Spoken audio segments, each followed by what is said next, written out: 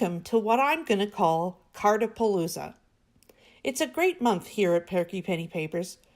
First of all, we're celebrating 700 subscribers here on my YouTube channel. I couldn't be more excited and honored that y'all spend the time with me checking out my creations. I know we live busy lives, and I hope I'm part of your rest and relaxation. Secondly, August is my birthday month, which puts me in the mood to celebrate life and so many things I'm thankful for.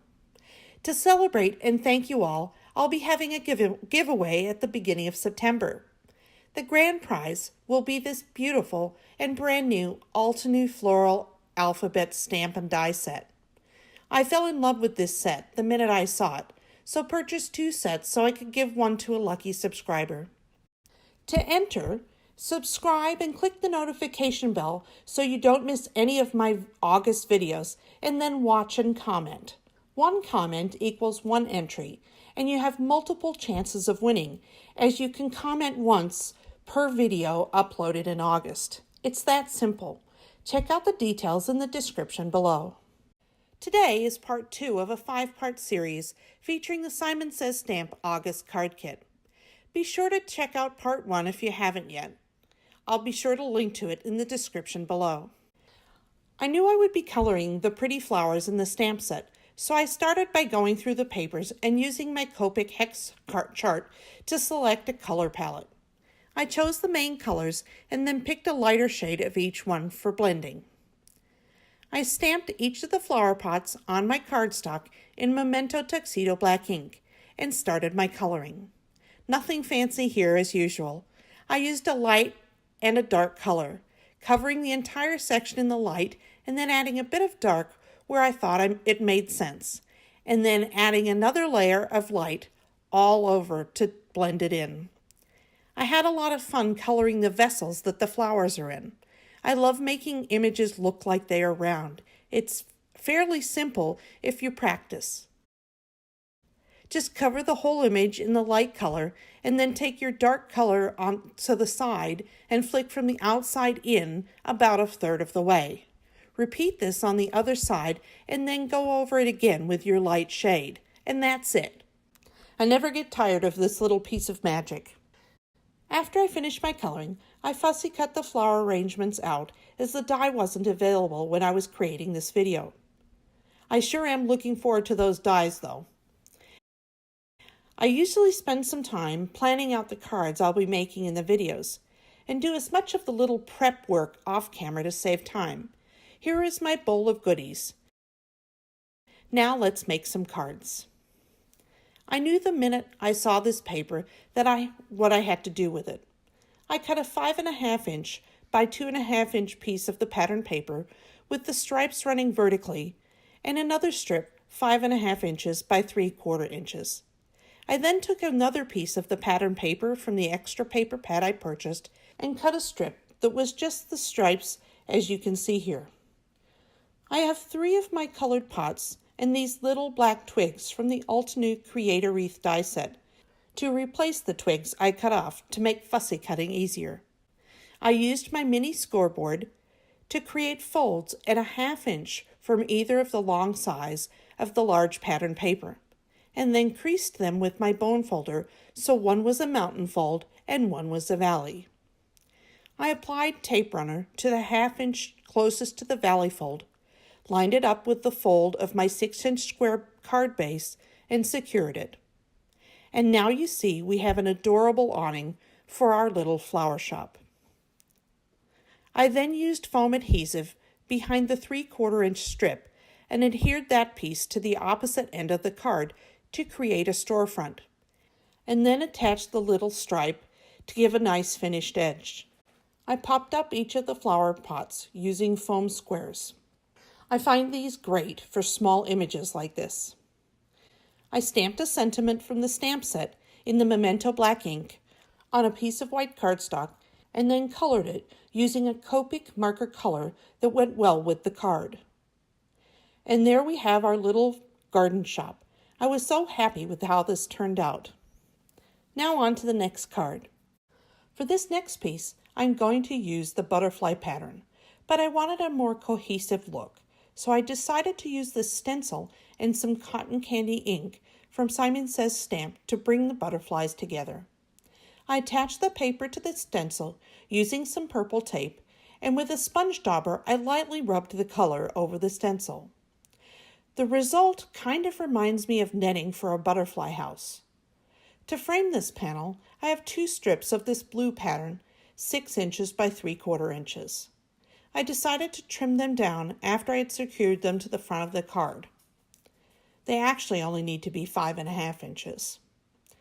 I used my tape runner to attach one to the top and one to the bottom of an A2 card front, and then did the same with the stenciled piece. I used the tag die cut from the Mama Elephant Crafty label set to cut a label out of the same pattern as the border and one out of the script paper.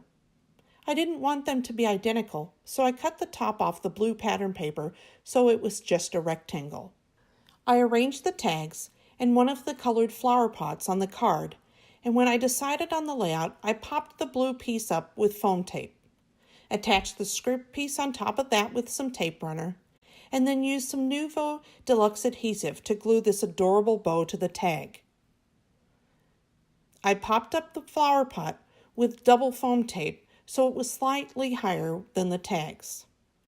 I again took the little branches and tucked them in to replace the branches I had cut when fussy cutting. These little branches are actually really cool. They add a lot of great dimension to the card.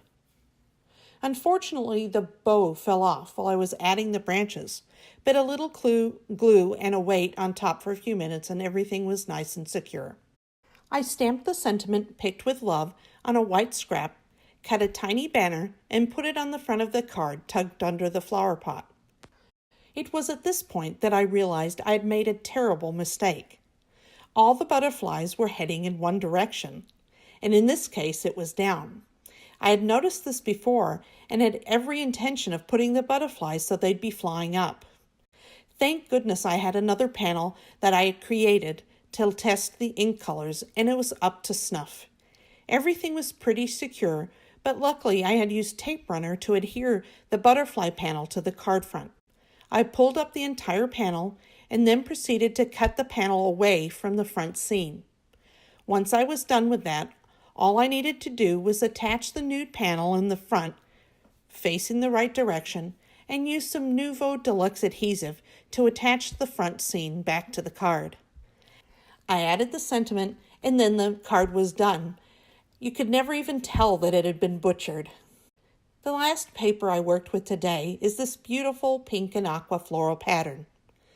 I took the second largest die from the Lawn Fawn scalloped rectangles and cut a piece of coordinating green cardstock from my stash.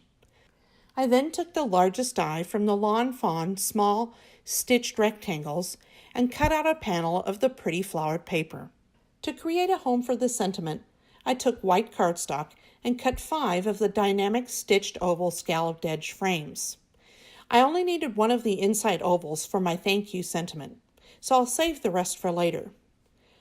I stamped the beautiful scripty thank you from the stamp set using Versamark ink and heat embossed it with the Lawn Fawn rose gold embossing powder.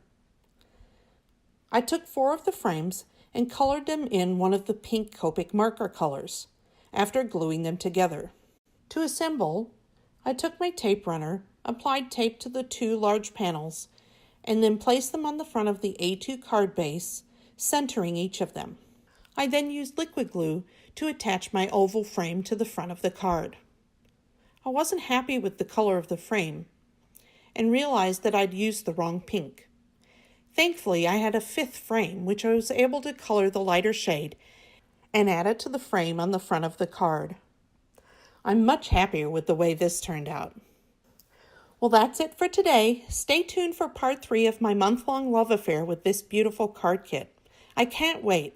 I'll be sharing a super fun background technique and playing some more with these beautiful stamps and papers. See you next time. If you haven't done so already, don't forget, subscribe and comment on this video for a chance to win the beautiful floral alphabet die set from Altenew. For more information, please visit my blog at www.perkypennypapers.com and follow my Instagram at Perky Penny Papers. If you enjoyed this video, please like it and share it, and subscribe to my channel to see when new videos are uploaded. A list of supplies is available in the description of this video. Thank you so much for spending your time with me today.